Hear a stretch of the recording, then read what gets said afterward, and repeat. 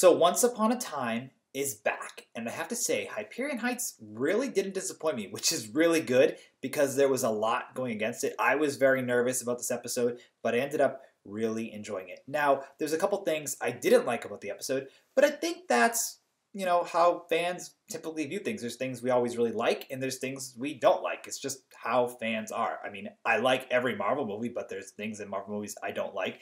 I like Once Upon a Time, but not every episode is perfect because that's life. Nothing is truly perfect, but there's always things I tend to like. Now, I just want to make a quick comment about that because I saw a couple comments on my videos saying, why are you reviewing a show you don't like? And I just want to address that for all of you, and particularly for those who made those comments. Yes, I do read every comment that I get. I love this show. In fact, there are many television shows I love and would want to review more, but I focus heavily on Once Upon a Time because it's so widespread with what I can talk about. I can talk about so many things with you guys, and the conversation is so much fun. The reason why I'm critical of the show is because I like it so much and I want it to succeed. So I am a fan. If I wasn't a fan, I wouldn't be wasting my time reviewing it. Quite frankly, if I wasn't a fan or if I lost interest, I would stop making the videos. There'd be no reason to do it if I had nothing negative or positive to say. So I am a fan of Once Upon a Time to the extent I really do love this show. I love talking about it. Plus, I just love talking business, and Once Upon a Time is a great thing to talk business because it's made by the Disney company and it involves 99% of Disney properties. Now, let's talk the episode. And by the way, this video will be a little longer than the normal reviews for the standalone episodes, but the way I'm going to do the videos for Season 7 is we'll do a shorter edited review, and then I'll do a trailer review. There's also a sneak peek review that aired because of New York Comic Con, which will be out today as well. And then on Sundays, I'll do a longer review around 8 o'clock with my friend Joe. Now, normally I would do the live review and not even do an edited review, but that was because it aired on Sundays, and I'm not home on Fridays. I'm rarely ever home. I wasn't home last night. I just watched the episode this morning. So I just wanted to let you guys know that's what's going to be going on. I'll do a quick recap video like I am right now, though this one isn't super quick. And then we'll talk about the trailer in a separate video, and then we will talk sneak peek if one should air, like the Pirates like one did. So let's talk the episode. What were the things I didn't like? Let's just get the negative out of the way. The one thing I really didn't care for was Cinderella. And I knew I wasn't going to like Cinderella. I wasn't a fan of Dana Ramirez in the posters. However, I did like her as Jacinda. I really did enjoy what's going on with Jacinda, but I wasn't feeling her as Cinderella. I need to probably see her in a couple more episodes to really put the hammer down on that one. But as of now, I'm not a fan of Cinderella. She's a little too tough. She's just not what I want for Cinderella. I mean, I instantly jived with Jennifer Goodwin's Snow White. And I feel like a lot of us are going to be comparing, the princess to the, princess from season 1, wow.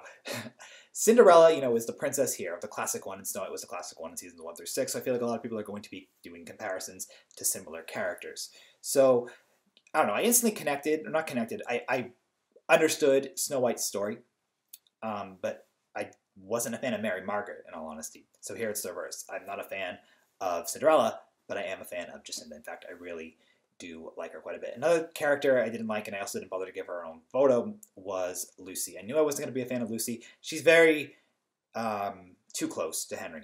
And, there's little couple differences, like when she stole the laptop and whatnot.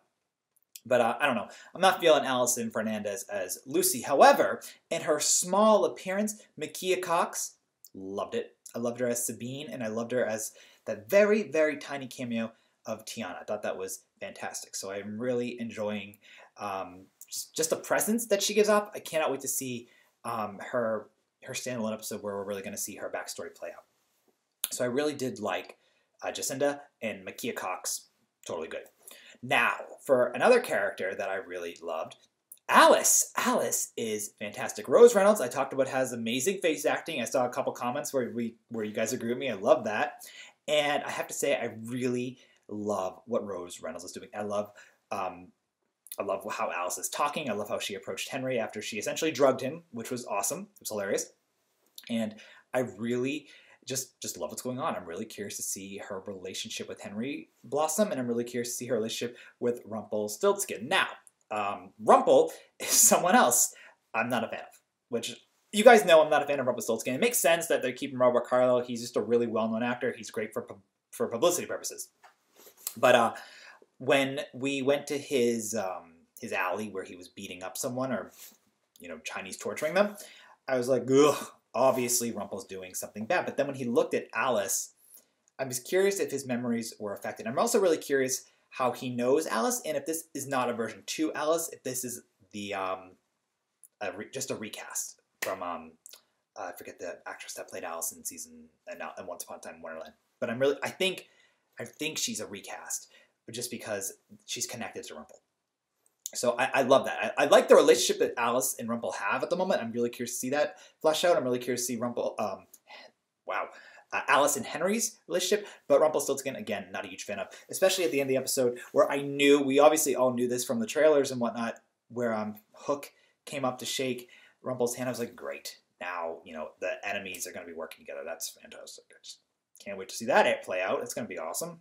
No, I'm not a fan of teaming them up, because once this curse breaks, not going to be good. Now, speaking of curses, we don't know who cast the curse. And it makes sense that we're not going to find out just for a little while, because they said from interviews that we're going to have to wait for throughout the season to figure out who cast the curse. Though, just a quick sidebar about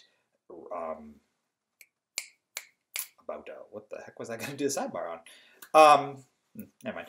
Well, if it comes back to me, it comes back. This is why it's such a problem to do non-cut videos, because I have notes in front of me, but the sidebar was in my head. I thought about it 2 minutes ago, and now it's completely gone.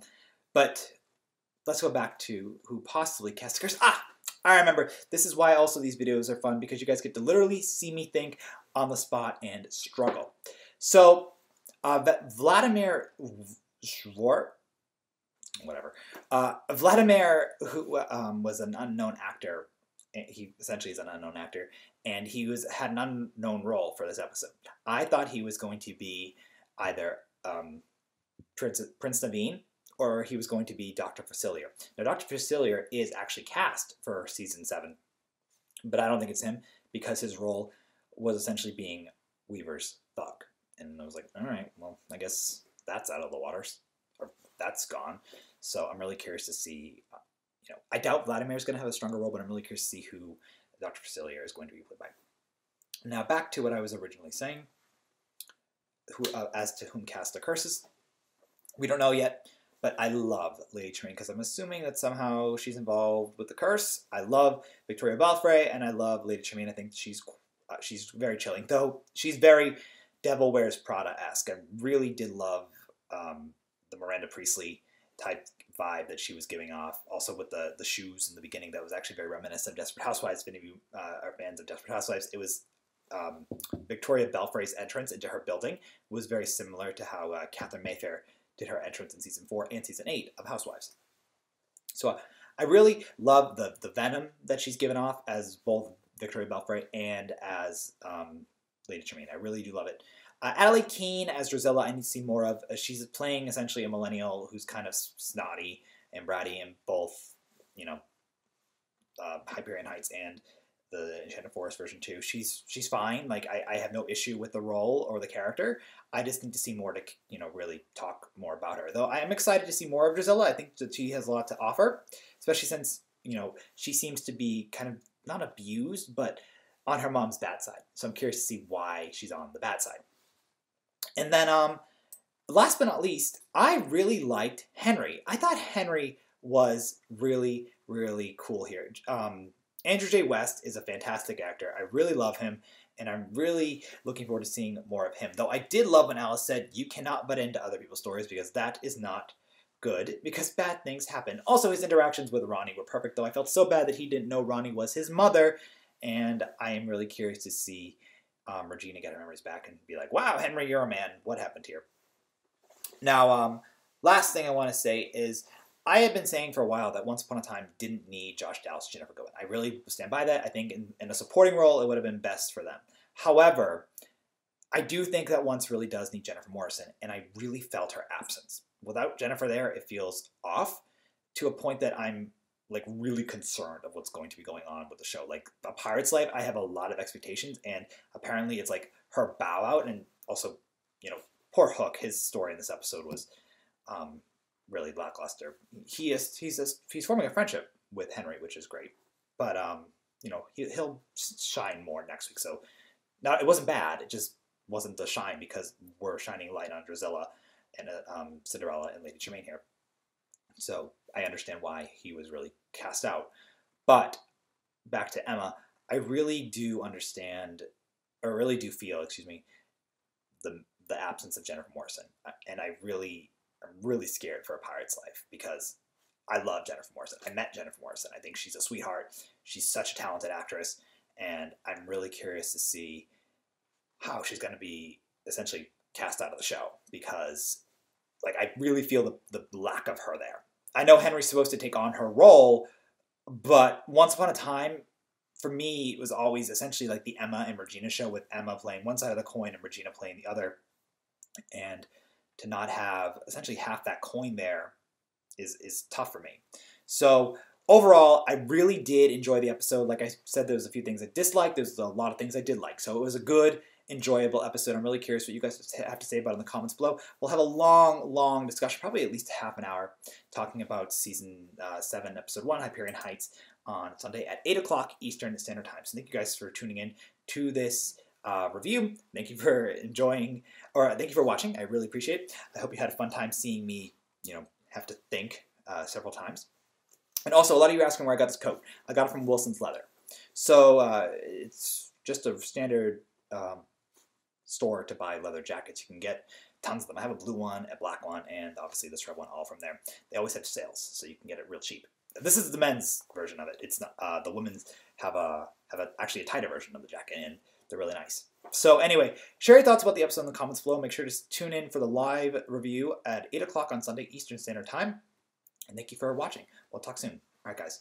Bye.